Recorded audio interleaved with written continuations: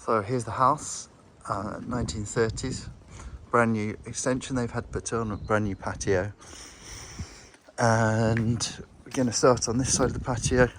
We've had some discussions about the privacy, whether we could build a higher fence. They're talking about having an outdoor kitchen on this side, then a screen with a door in it, so maybe Eve is restricted between patio and garden. And then on this side we talked about, rather than trying to fix this broken fence, it's a rental on this side, maybe we put some raised beds in there with a trellis attached behind them and get some privacy from all those neighbours. Also potentially growing some veg in those raised beds, and or cold frames, some mini greenhouse type things. And then they'd, in the middle of the patio here, they'd have a patio set. And then working round the garden, so this one I think is a cypress, and we're just going to keep that, just trim it. This we think is a quince, and that needs to be cut back a bit off the lawn. She talked about making it vertical, so maybe it does need staking, but quinces don't tend to grow up like trees anyway. Come and join in the chat with the things you remember. We need to ID these two. Yeah, we need to ID those two, but they're staying. And there's a rose in here, berries that could do with being cleared out a bit to give it space, and pruning, of course. Yeah, prune the rose. Talking about making this bed wider to give more space for smaller planting. She likes curves, wants a country garden feel. This yew is great, just needs to be kept trimmed. And the camellia is doing well. And what do you, this is a Cuba? So Cuba, it's laurel, same as this, but just a different variety. Okay. So this is the Japanese one. Japanese laurel. We got some ivy as well on here. And then we talked about this hole next to the camellia could be a little den of some kind for Eve. This one. I believe this is a pyracantha. We'll double check. Yeah, that needs keeping under control, but it's great there. Oh, there's another yew. Coming from the neighbour's side. Yeah. There's The fence has been broken by a rose bush coming in from the neighbours. They cut it back early, but it's coming back again on this side. Oh, down there. So we might want to ask the neighbours, can we black her a little bit on the opposite side to stop it coming through, or ask the neighbours to look after it, because technically it's theirs. Fix the window on the shed. Yeah, I've got the measurements on that. The shed looks reasonable condition. It's probably coming up to needing restaining. Probably fit a small compost bin here if they wanted for the garden, a food waste one. Oh yeah. Possibly. It's also a good storage place for random ugly junk. Yeah, it's a hidden away spot, you know, it'd be nice to actually make something here. Where Sarah's standing, we've got some old paving slabs, and that would be easily dug up as well to be moved, yeah. Yeah, a pile of 7 of the new paving slabs spare. 10, 11. I think this is. It goes all the way across, doesn't it? Oh yeah, they're in the back. So that actually forms a base. If we wanted to build 20. a little structure here for Eve, we've got something to rest it on. Mm-hmm.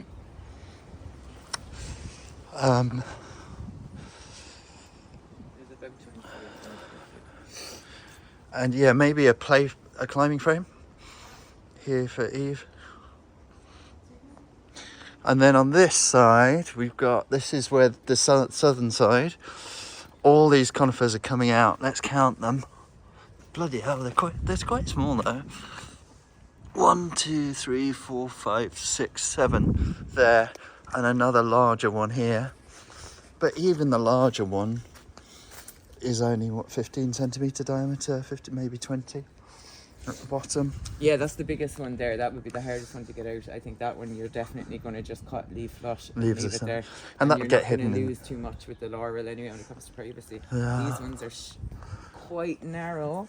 They're densely packed, so maybe it would be possible to get some of the roots out. I wouldn't say all of them, but I think it would be worth it.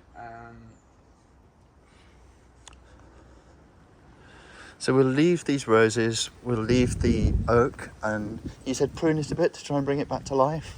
It's not looking very happy. Yeah, just from the bottom, you see there's some damage there as well, you see on the bottom, and then that can open it up for disease, but like you can see the here is looking very good. I would take all the bottom ones off, Yeah. lift it to the crown here, like you can see that it's already getting cut a lot. It's not the healthiest, it's not the nicest shape either. Yeah.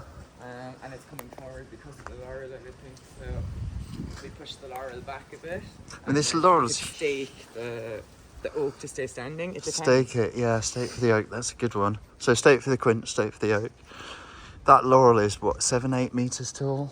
It's huge. I can't even, it's really, really big. Like to me, it's too big. You definitely want to cut the top of it off a bit if you can shape it. Yeah, I mean, we should definitely cut it back to the boundary and talk to the neighbours about cutting the top off, or either top off or thinning it out. But yeah, a bit of both, I think. So at least we get some dappled shade on this mossy hole which used to be on. It is shaped like a bachelor here.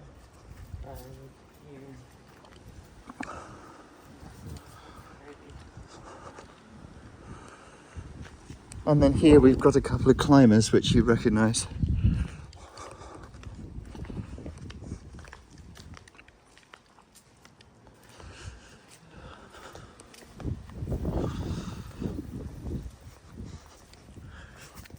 The soil doesn't look too bad.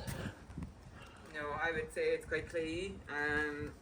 It does look like it needs some drainage, but that's also because of the lack of sunlight. It's going to retain more moisture. Yeah.